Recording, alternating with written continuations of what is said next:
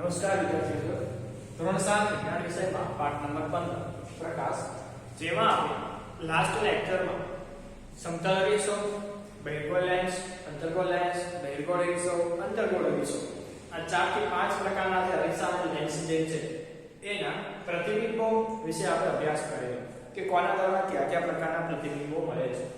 આ પ્રતિબિંબોમાં આપણે મુખ્ય લાક્ષણિકતાઓ કે જોતા હતા। તો પહેલા તો એ આપણે અભ્યાસ કરતા કે વાસ્તવિક છે કે આભાસી। એટલે પ્રતિબિંબ પડદા ઉપર મળે છે તો વાસ્તવિક છે, અને જે પ્રતિબિંબ પડદા ઉપર નથી મળતું તે આભાસી છે। એ જોયા પછી આપણે જોતા કે પ્રતિબિંબ જો પડદા ઉપર મળે છે તો કેવું મળે છે, સીધું કે ઊંધું, એટલે કે જતું કે ઉલટું। તો આપણે એમાં જોતા કે જે આભાસી પ્રતિબિંબ હોય એ હંમેશા જતા હોય છે, સીધા મળે છે, એટલે કે જે પડદા ઉપર નથી મળતા ને એ બધા જતા હોય છે, અને જે પ્રતિબિંબ પડદા ઉપર મળે છે કે વાસ્તવિક હોય છે એ બધા કેવા હોય છે, ઊંધા હોય છે। એટલે જે પ્રતિબિંબ આપણે પડદા ઉપર મેળવે છે ઊંધું મળશે। આ પણ આપણે જોતા। આ સિવાય એવું જોયેલું આપણે કે પ્રતિબિંબ નાનું છે કે મોટું છે, વસ્તુના કદ જેવું છે, નાનું છે કે મોટું। અલગ અલગ પ્રકારના અરીસા અને લેન્સમાં આપણે જોયું કે અલગ અલગ પ્રકારની લંબાઈના પ્રતિબિંબો જોવા મળે છે। ક્યાંક એવું બને છે કે વસ્તુને દૂર મૂકો ત્યારે નાનું દેખાય, વસ્તુને નજીક મૂકો ત્યારે મોટું દેખાય। ક્યાંક એનાથી ઉલટું બને છે કે વસ્તુને દૂર મૂકો તો પ્રતિબિંબ મોટું દેખાય છે, અને વસ્તુને જેમ જેમ નજીક લાવતા જાવ અરીસાથી પ્રતિબિંબ નાનું થતું જાય છે।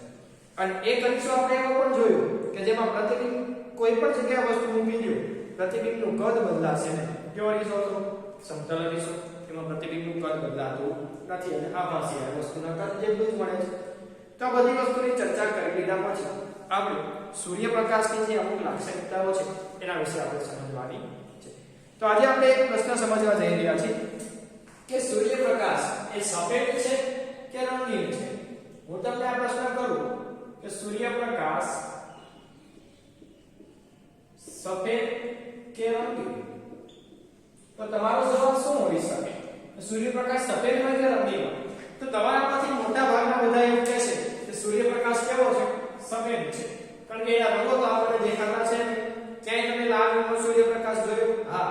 તમે સાંજે અને સવારના પ્રકાશની વાત કરતા હો તો એક અલગ કુદરતી ઘટના છે કે સાંજે અને સવારનો પ્રકાશ છે કેસરી અથવા પીળા રંગનો દેખાય છે, પણ એની વાત આપણે નથી કરેલી। દિવસ દરમિયાન જે સૂર્યપ્રકાશ છે એ સફેદ હોય કે રંગીન? તો તમે મોટા ભાગના બધાના જવાબ એવા જ છે કે સૂર્યપ્રકાશ સફેદ છે, પણ હકીકત વાત કરીએ તો સૂર્યપ્રકાશ સફેદ નથી। સૂર્યપ્રકાશનો જે સફેદ રંગ છે એ બીજા 7 રંગોને મિશ્રિત કરીને બનેલો છે। સૂર્યપ્રકાશ 7 રંગોનો બનેલો છે। કેટલા? ટોટલ 7 રંગો, પણ આપણને દેખાય છે તો ખાલી એક જ રંગ સફેદ। કેમ? 7 રંગો કઈ રીતે અલગ પડે, કઈ રીતે ભેગા થાય, એની ચર્ચા આજે આપણે કરવાની છે કે સૂર્યપ્રકાશનું વિભાજન 7 રંગોમાં વિભાજન એ આપણે સમજવાનું છે કે કઈ રીતે થાય। એની માટે એક સૌથી સરળ ઉદાહરણ લઈએ, મેઘધનુષ્ય। હવે આપણામાંથી એવું તો કોઈ નહીં હોય કે જેને મેઘધનુષ્ય ના જોયું હોય। વરસાદ પડી ગયા પછી તમે આકાશમાં જુઓ તો તમને મેઘધનુષ્ય દેખાય છે। મેઘધનુષ્ય 7 રંગોનું બનેલું, જેને આપણે રેનબો કહીએ છીએ। રેનબો 7 રંગોનું બનેલું આવું કમાન આકારનું હોય છે, જેને આપણે મેઘધનુષ્ય કહીએ છીએ। આ મેઘધનુષ્ય તમે જુઓ તો 7 રંગોનું બનેલું છે, પણ આ 7 રંગ આવ્યા ક્યાંથી? આ 7 રંગો છે એ સૂર્યપ્રકાશના જ 7 રંગો છે।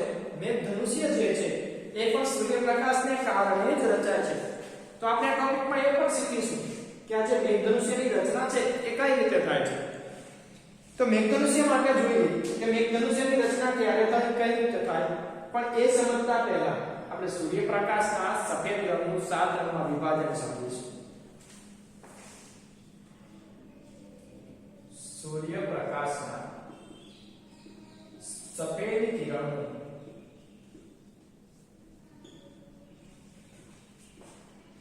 7 રંગોમાં વિભાજન। એક સિમ્પલ નાની પ્રવૃત્તિ દ્વારા આપણે સમજીશું કે સૂર્યપ્રકાશનો સફેદ રંગ એ 7 રંગમાંથી કઈ રીતે વિભાજિત કરી શકાય છે। તો એની માટે તમારા પાઠ્યપુસ્તકના પેજ નંબર 186 પર પ્રવૃત્તિ નંબર 15.11 આપેલું છે કે એક કાચનો પ્રિઝમ લો। કાચનો પ્રિઝમ જે છે એ આવી રીતે આખે આખો કાચનો બનેલો હોય છે, 3 બાજુ હોય છે। તો કાચનો પ્રિઝમ લો, ત્યારબાદ અંધારા ઓરડામાં નાના છિદ્રમાંથી આવતા સૂર્યપ્રકાશના સાંકડા કિરણદંડને એક સપાટી પર આપાત કરો.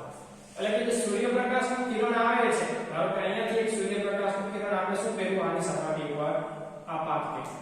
આ પ્રિઝમ છે, આ છે સૂર્યપ્રકાશ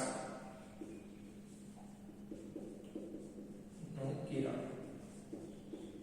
કેવા રંગનો છે? આ સફેદ રંગ. તો પ્રિઝમની સપાટી પર આપણે સૂર્યપ્રકાશનું કિરણ આપાત કર્યું.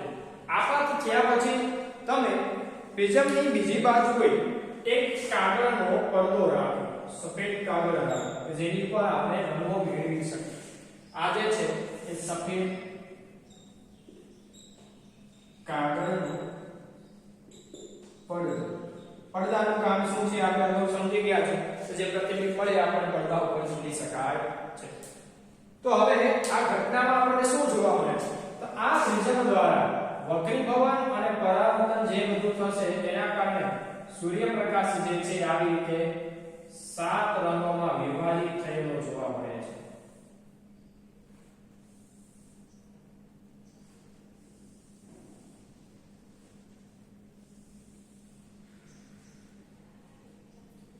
તો અહીંયા તમે જુઓ, આપણે આપાત કિરણ કેટલા હતા? ફક્ત એક જ હતું, પણ એ પ્રિઝમમાંથી જ્યારે બહાર આવે છે તો આવી રીતે 7 રંગોના પટ્ટામાં એ વિભાજિત થઈ જાય છે. આ 7 રંગોના પટ્ટા આપણને ક્યાં મળે છે? કે જે સફેદ રંગનું કાગળ આપણે લીધેલું હતો, તો જે પડદો લીધેલો સફેદ રંગનો, એની ઉપર જોવા મળે છે. આ 7 રંગોને તમારે યાદ રાખવો તો એક નાનું એવું સૂત્ર છે, જાની વાળી પીનારા. આને તમે યાદ રાખી લો તો સૂર્યપ્રકાશના 7 રંગો, મેઘધનુષ્યના 7 રંગો અથવા પ્રિઝમ વડે સૂર્યપ્રકાશના 7 રંગો યાદ રહી જશે તમને.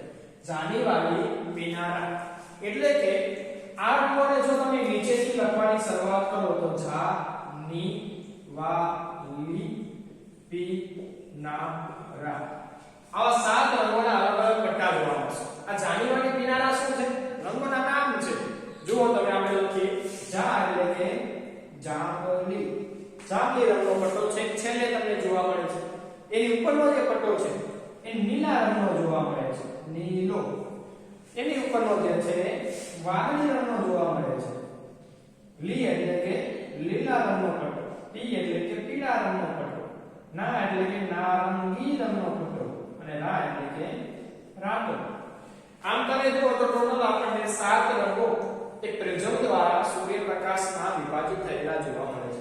એટલે એવું કહી શકાય કે આપણે સફેદ રંગનું સૂર્યપ્રકાશનું કિરણ છે કેટલા રંગોનું બનેલું છે? 7 રંગોનું બનેલું છે. ખાલી એક સફેદ નથી, આ સાથે 7 રંગોને મિશ્રિત કરીને એક કિરણ બનાવવામાં આવેલું છે. હવે મેઘધનુષ્યની રચના કેવી રીતે થાય એ આપણે સમજીએ.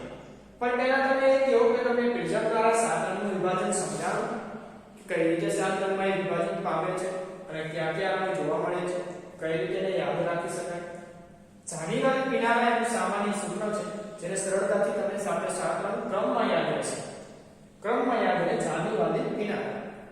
અને આપણે તમારે નીચેથી લખવાનું છે.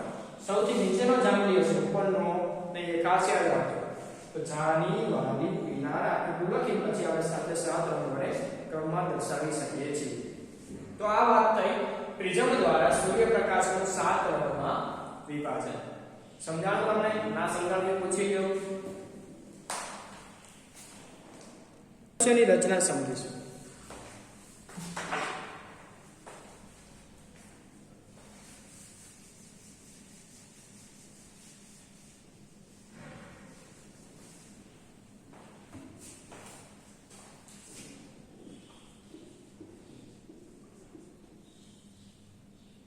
મેઘધનુષ્યની રચના એટલે કે મેઘધનુષ્ય કેવી રીતે રચાય છે, ક્યારે જોવા મળે છે અને એની પાછળ કારણ શું, કઈ ઘટના જવાબદાર છે.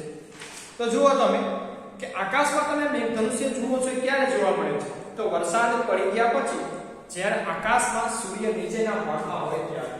પહેલી વાત તો એનું પરિબળ છે કે વરસાદ પડી ગયા પછી જ્યારે સૂર્ય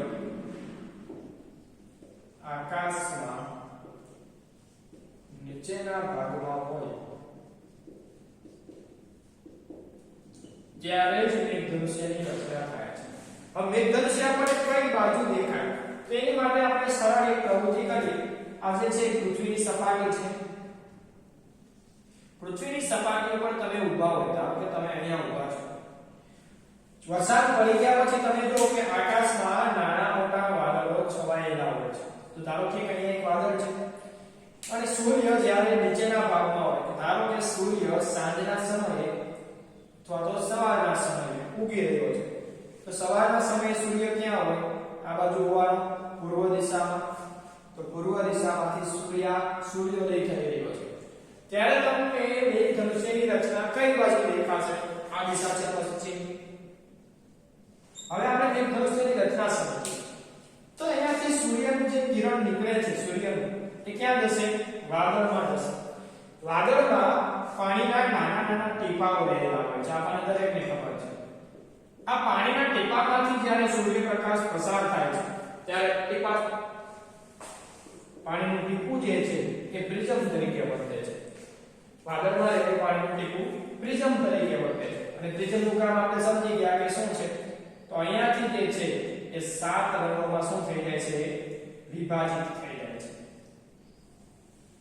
આપણને સાથે 7 રંગો પૂરેપૂરા દેખાતા નથી, પણ આવા આપણને અલગ અલગ રંગોના પટ્ટા જોવા મળે છે. તો અલગ અલગ રંગોના પટ્ટા અહીંયાથી આપણને કઈ દિશામાં દેખાય છે? પશ્ચિમ દિશામાં જોવા મળે છે. આ જે અલગ અલગ રંગોના પટ્ટા છે એ મેઘધનુષ્ય તરીકે ઓળખાય છે. મેઘધનુષ્ય શા માટે? મેઘ એટલે વરસાદ અને ધનુષ્ય એટલે જે બાણનું કમાન આવે. એ બાણનું કમાન જોયું છે, આ રીતનું આવે ને. તો આ જે બાણનું કમાન છે એને ધનુષ્યનું કમાન કહેવાય. એટલા માટે આને મેઘધનુષ્ય કહેવામાં આવે છે. જે આપણને ક્યારે દેખાય? વરસાદ પડી ગયા પછી, જ્યારે સૂર્ય આકાશમાં નીચે હોય, એટલે કે સૂર્યોદય સમયે અને સૂર્યાસ્ત સમયે બંને સમયે આપણને દેખાય છે. હવે આપણે સમજીએ કે સૂર્યોદય સમયે અને સૂર્યાસ્ત સમયે મેઘધનુષ્ય કઈ બાજુ દેખાય? શરૂઆત આપણે કરી સૂર્યોદય સમયે અને આ છે સૂર્યાસ્ત. બંનેમાં દિશા લખીએ. આ પૂર્વ દિશા અને પશ્ચિમ દિશા. આની માટે આ પૂર્વ દિશા અને આ પશ્ચિમ દિશા. હવે સૂર્યોદય સમયે સૂર્ય કઈ બાજુ હોય? પૂર્વમાં કે પશ્ચિમમાં? તો સૂર્યોદય થાય અને સૂર્ય હોય અહીંયા ક્યાં હોય છે? પૂર્વ દિશામાંથી ઉગતો હોય, અહીંયા હોય. ત્યારે મેઘધનુષ્ય કઈ બાજુ દેખાય? સૂર્યોદય સમયે તમે અહીંયા ઊભા હોય તો મેઘધનુષ્ય તમને આ બાજુ રચાયેલું જોવા મળશે. અહીંયા તમને શું જોવા મળશે? મેઘધનુષ્યની રચના જોવા મળશે. કેમ? કારણ કે આયા કિરણ ક્યાંથી નીકળે છે? આ વાદળોમાંથી પસાર થઈને નીકળતો હોય છે. તો સૂર્યોદય સમયે મેઘધનુષ્ય તમને પશ્ચિમ દિશામાં જોવા મળે છે. સમજાયું? ટૂંકમાં તમારે મેઘધનુષ્ય જોવું હોય તો સૂર્ય તરફ પીઠ કરીને ઊભું રહેવું પડે. જે બાજુ સૂર્ય હોય એ બાજુ તમારી પીઠ રાખવાની, તમારું મોઢું સામે હોય એ બાજુ તમને મેઘધનુષ્યની રચના જોવા મળશે. સૂર્યાસ્ત સમયે સૂર્ય કઈ બાજુ હોય? પશ્ચિમ દિશામાં આથમતો હોય, એટલે કે સૂર્ય અહીંયા છે. હવે ધનુષ્યની રચના કરીએ આપણે. અહીંયા કોઈ વાદળ હોય, અહીંયા તમે ઊભા હોય, તો તમારી પીઠ કઈ બાજુ હોવી જોઈએ? સૂર્ય તરફ હોવી જોઈએ. સૂર્યનું કિરણ અહીંયાથી પસાર થશે અને અહીંયા નીકળશે વાદળના ટીપામાંથી. તો અહીંયા શું રચાશે? મેઘધનુષ્યની રચના જોવા મળે છે. તો સૂર્યાસ્ત સમયે આપણને મેઘધનુષ્ય કઈ દિશામાં દેખાય? પૂર્વ દિશામાં જોવા મળે છે. સમજાયું? મેઘધનુષ્ય કઈ દિશામાં આપણે જોઈ શકીએ? સૂર્યોદય સમયે અને સૂર્યાસ્ત સમયે. જો સાંજનો સમય હોય તો મેઘધનુષ્ય તમને હંમેશા પૂર્વ દિશામાં જ દેખાશે, અને સવારનો સમય હોય તો મેઘધનુષ્ય તમને પશ્ચિમ દિશામાં જોવા મળશે. ટૂંકમાં તમે સૂર્ય તરફ પીઠ કરીને ઊભા રહો અને વરસાદ પડી ગયા પછીનો સમય હોય તો તમને મેઘધનુષ્ય તમારી સામેની દિશામાં જોવા મળશે. સમજાઈ ગયું દરેકને મેઘધનુષ્યની રચના કઈ દિશામાં જોવા મળે, ક્યારે રચાય છે? ના સમજાણું તો પૂછી લ્યો.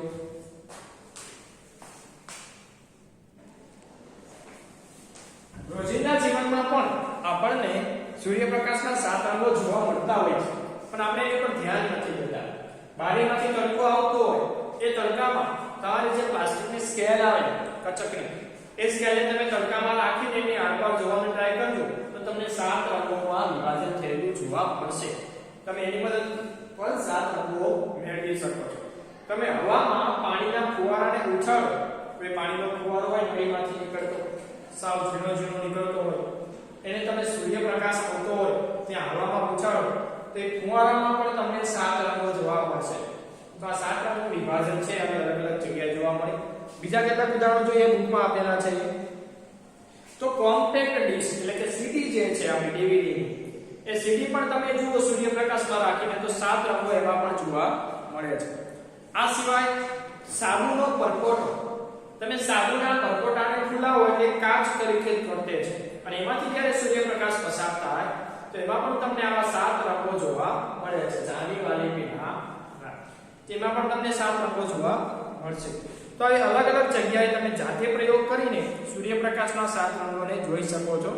કોઈ પણ કાચની વસ્તુ હોય જેમાં સૂર્યપ્રકાશ આરપાર પસાર થતો હોય, એવી કાચની વસ્તુ એટલે પાણીના ટીપા જે છે અથવા તો તમારી પાસે પેનનું કોઈ કોકું હોય એમાંથી પણ સૂર્યપ્રકાશનું 7 રંગમાં વિભાજન તમે કરી શકો છો. ઓકે, પ્રવૃત્તિ 15.12 જોઈએ. એમાં આપણે સાબિત કરીને જોઈશું કે સૂર્યપ્રકાશ 7 રંગોમાં વિભાજિત થાય છે, પણ જો સાથે 7 રંગોને ભેગા કરી દે તો ફરી પાછો શું એક રંગ થઈ જાય છે સફેદ. ટ્રાય કરીએ આપણે પ્રવૃત્તિથી.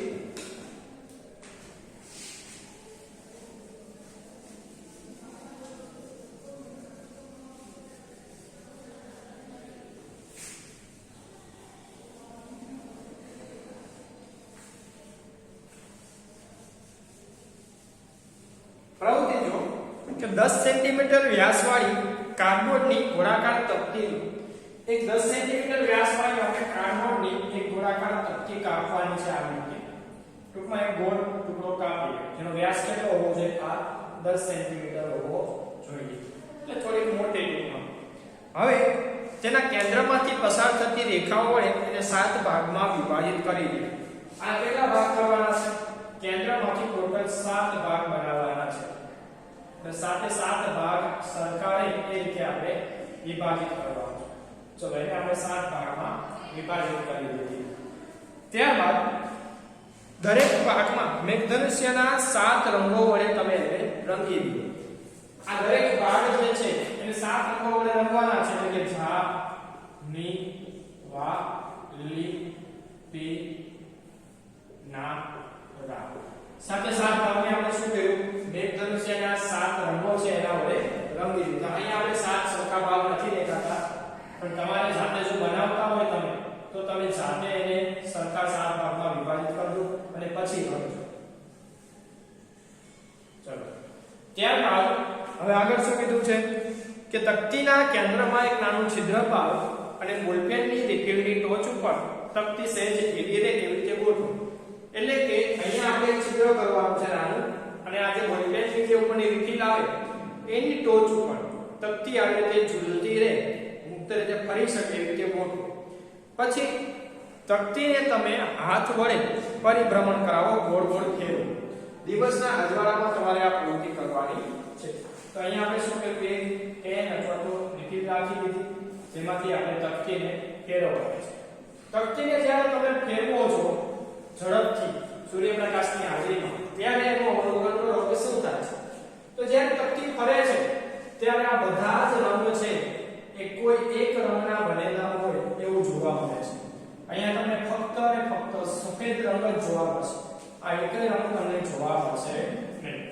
પણ આ ક્રિયામાં થોડા આછા રંગો દેખાશે, સાવ સફેદ રંગ જોવા મળશે નહીં, પણ સફેદ જેવો રંગ આપણને આમાં જોવા મળે છે. તો એ શું દર્શાવે છે કે જો સાથે 7 રંગોને ભેગા કરી દેવામાં આવે તો ફરી પાછો કેવો રંગ બની જાય છે? સફેદ રંગ બની જાય છે. તો આ જે તકતી છે એ ન્યૂટનની તકતી તરીકે ઓળખાય છે. શું નામથી ઓળખાય છે? ન્યૂટનની તકતી. કારણ કે આ પ્રયોગ સૌપ્રથમ કર્યો હતો ન્યૂટન નામના વૈજ્ઞાનિકે. ન્યૂટન નામના વૈજ્ઞાનિકે પ્રયોગ શું કરવા કર્યો? તો એને જોવું હતું કે પ્રિઝમમાંથી 7 રંગો વિભાજિત થાય છે તો શું સાથે 7 રંગોને ભેગા કરી દે તો સફેદ રંગ બને છે? એની માટે મેં આ પ્રયોગ કર્યો અને પ્રયોગમાં સફળ પણ થયો અને એને સફેદ રંગ એમાં મળે છે. તો તમે પણ તમારી જાતે એક તકતી બનાવો 10 સેન્ટીમીટર વ્યાસની. એક તકતીમાં સફેદ કાગળ લગાવી દો જેથી સરળતાથી એમાં રંગ કરી શકાય અને એને 7 ભાગમાં વિભાજિત કરી દો. પછી સાથે 7 ભાગમાં બુકમાં જે રીતે રંગ કરેલા છે પ્રવૃત્તિ 15.12 માં પેજ નંબર 187 પર એ રીતે તમે રંગ કરી દો. રંગ કર્યા પછી એને રિફિલની ટોચ ઉપર આ રીતે ગોઠવીને અથવા તો કોઈ તમારી પાસે ડીસી મોટર હોય ને રમકડામાં એની ઉપર તકતીને લગાવી દો અને ઝડપથી ફેરવો અને જુઓ કેવો રંગ જોવા મળે છે. તો તમને પણ આવો સફેદ રંગ જોવા મળશે. બધા રંગ મિશ્રિત થઈ જશે.